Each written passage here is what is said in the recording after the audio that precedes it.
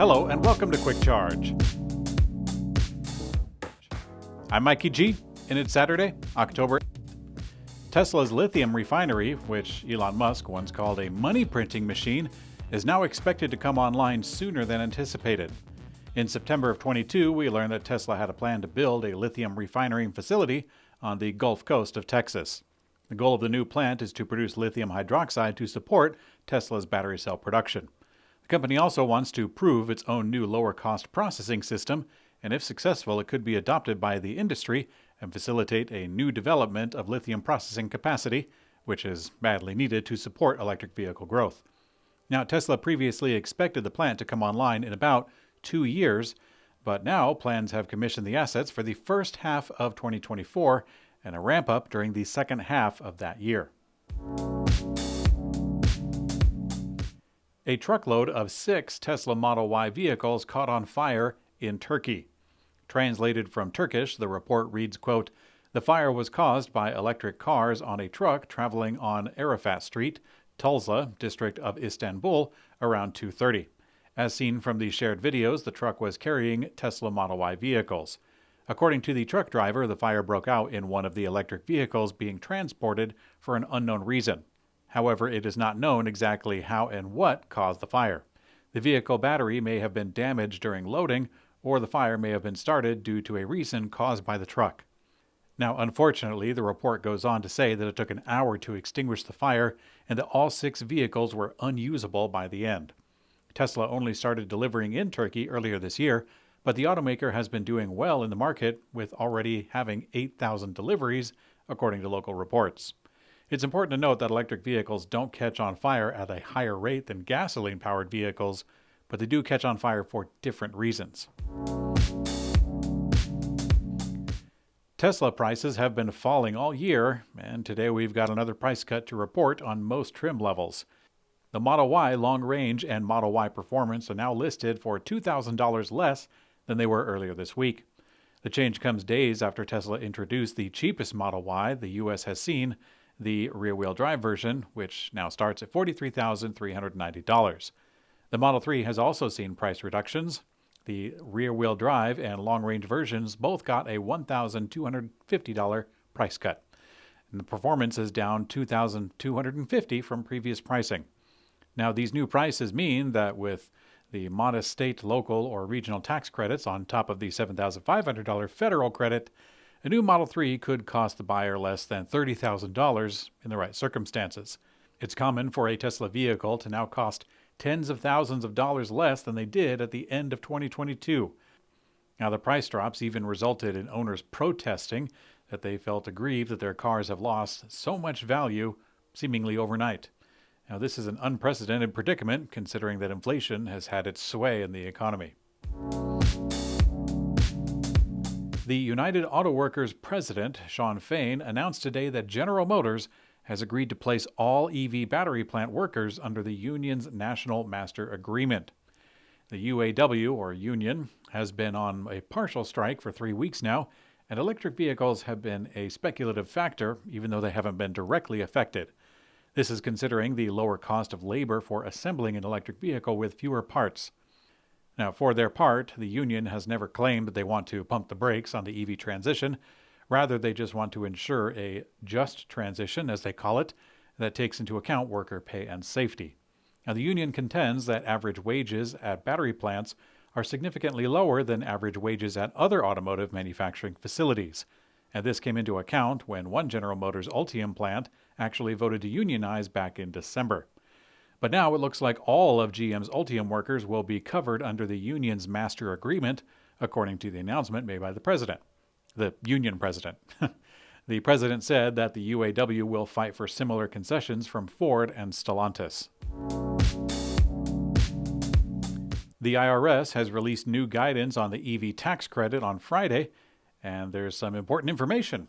The $7,500 tax credit can now be applied directly to the purchase of new and used electric vehicles. They had to create some silliness in the details and wording for that to happen, but the short version is that the new transferability wording, that provision, now allows buyers to transfer the EV tax credit to the dealership they're purchasing the car from. Now, this is not unlike what was already being done in lease agreements. The dealer then passes this savings onto the buyer and then is reimbursed by the government with an advance payment on the tax credit. Now, this is for the purchase, mind you. Now, this change does not remove the income cap that was present with the law, which restricts the credit for taxpayers who make over $150,000 single or $225,000 head of household, $300,000 for married.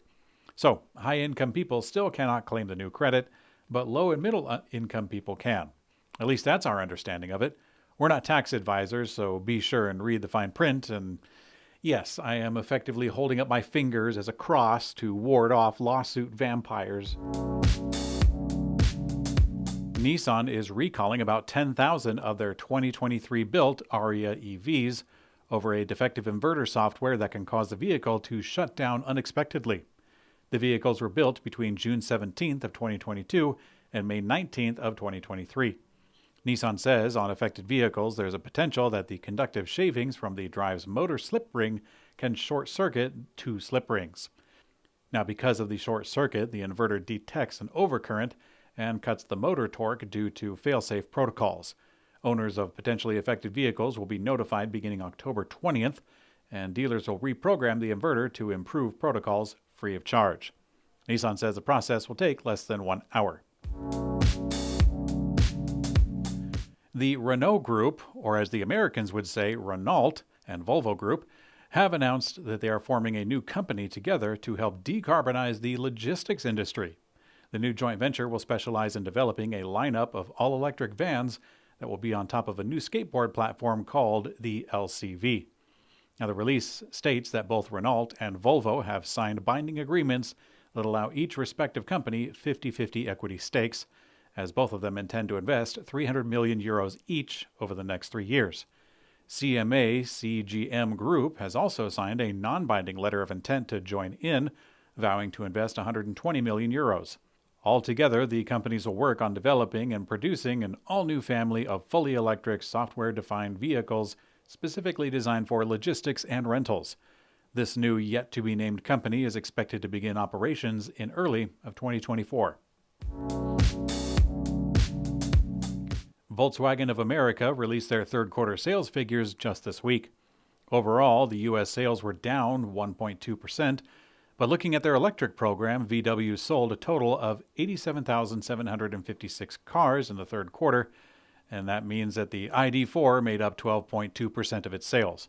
That's actually above the national average of 6 to 7%. It sounds great, but this hasn't met the target that was set by the company.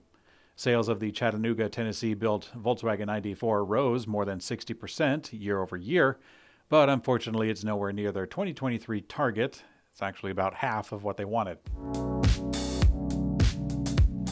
Vietnamese EV maker VinFast reported rising third-quarter revenue and EV deliveries and vehicle sales just this Thursday. However, most of the growth is due to sales to a related company. VinFast EV deliveries reached 10,027 in the third quarter, but around 60% of sales were to a company called Green and Smart Mobility, a rental and taxi company established by Vin Group, which is VinFast's parent company. Now, if this sounds familiar, it's actually the second quarter that VinFast sales have largely reflected the rental company purchases.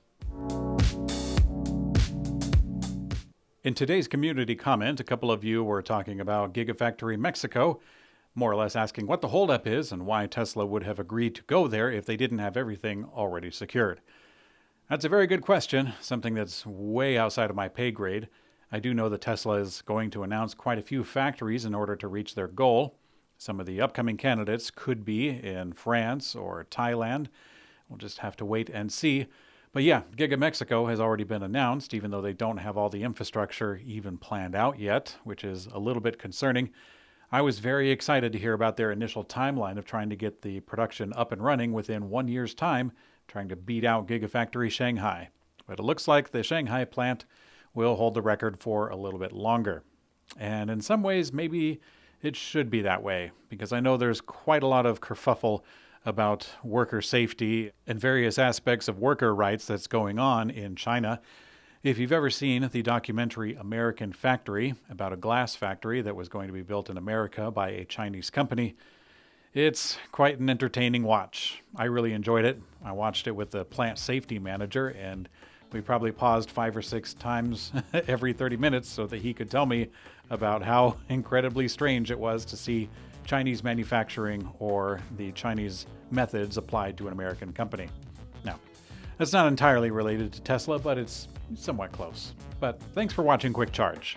I'm Mikey G, and I hope you have a great day.